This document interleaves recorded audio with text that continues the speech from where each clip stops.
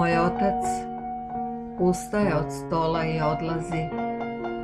Tek par koraka dalje, silovito, glasno zaplakati.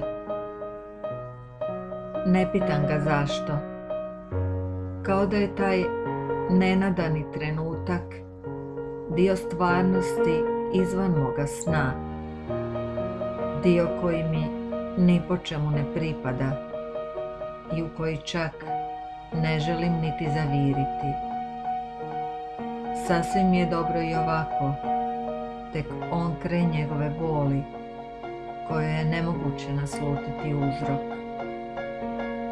Ipak, kao da osjećam da je krivnja negdje u meni, možda čak potaknuta nečim netom prije samoga snivanja, dok nije ni postojao u auri tajanstvena kretanja koju bih mogla produbiti ljubavlju.